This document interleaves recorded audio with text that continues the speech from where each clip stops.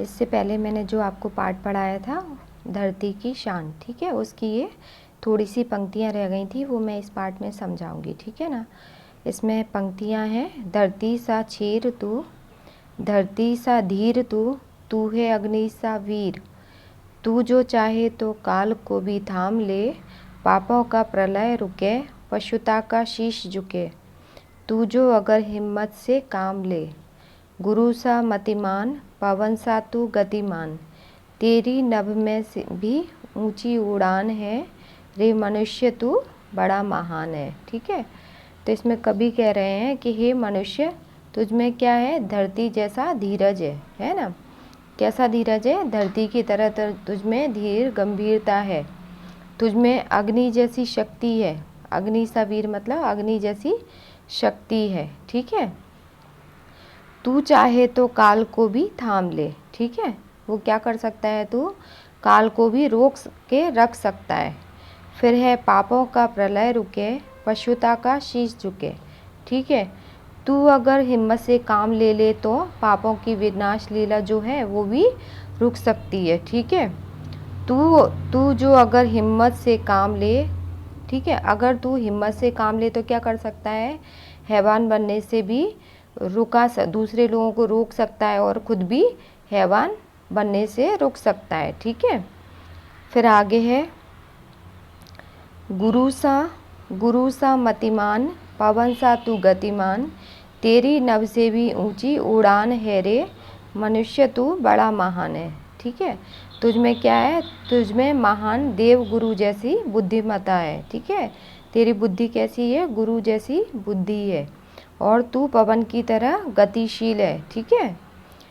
तू आकाश से भी ज़्यादा ऊंची उड़ान रख सकता है, तुझ में मतलब आसमान से भी, आकाश से भी ऊंचे पहुंचने की शक्ति रखता है, ठीक है। तेरी नभ से भी ऊंची उड़ान है, मतलब जितना ऊंचा आकाश है उससे भी ऊंची तेरी उड़ान है, ठीक है। अभी आगे यहाँ पर शब्दार्थ दिए हैं।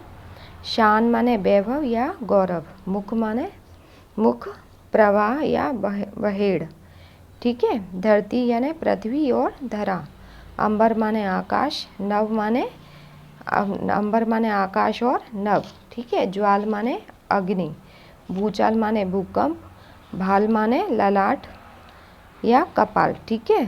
फिर है भ्रुकुटी माने भौह, भौहें जो होती हैं भौह, काल माने समय, मतिमान माने बुद्धिमान, ठीक है।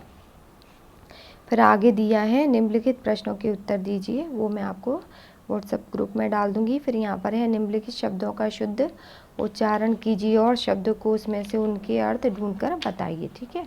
तो हमें सबसे पहले यहाँ पर दिया है हष्ट पुष्ट, ठीक है। हष्ट पुष्ट का मतलब होता है तगड़ा या हट्टा कट्टा, ठीक है। फिर दूसरे नंबर पर है संवाद, संवाद माने बातचीत, है ना। डायलॉग जो होते हैं ना उन्हें क्या बोलते हैं, संवाद, संवाद माने बातचीत। शीघ्र माने जल्दी, है ना, हम बोलते हैं ना कि शीघ्र अपना काम खत्म करो, समाप्त कीजिए, है ना, तो शीघ्र माने जल्दी, ठीक है।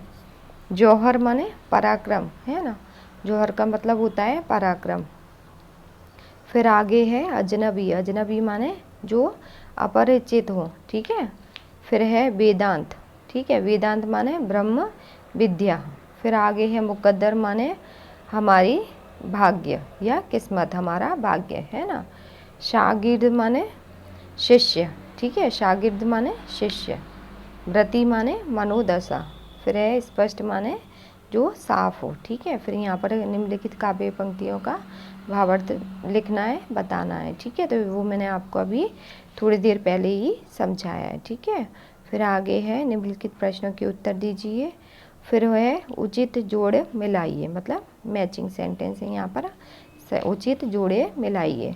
फिर है यहाँ पर मनुष्य की आत्मा में क्या है, सही क्या होगा इसमें, स्वयं भगवान है। इस कविता के हिसाब से क्या लिखा है उसमें, स्वयं भगवान है। मनुष्य के नयनों में क्या है, ज्वाल है, ठीक है। मनुष्य की भ्रुकुटी में क्या है, तांडव का ताल है। फिर है मनुष्य की वाणी में क्या है, मनुष्य की वाणी में युग का आह्वान है, ठीक है। फिर मनुष्य की छाती में महाकाल है, ठीक है। फिर निम्नलिखित प्रश्नों के सही विकल्प के सामने सही का निशान लगाइए। मनुष्य चाहे तो क्या कर सकता है, मनुष्य चाहे तो काल को थाम सकता है, थाम ले, ठीक है, थाम सकता है। मनुष्य चाहे तो धरती को अंबर से जोड़ सकता है। मनुष्य चाहे तो माटी से अमृत निचोड़ सकता है ना।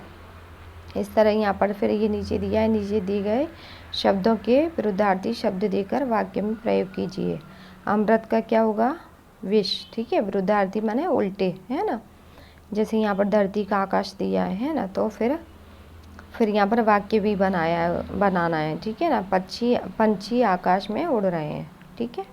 फिर आगे है अमृत का विष, वरदान का क्या होगा, अभिशाप, ऊंचा नीचा, पाप पुण्य, जीवन का मृत्यु। इस तरह से ये इनके विरुद्धार्थी शब्द लिखना है, उसके वाक्य में प्रयोग करना है, ठीक है।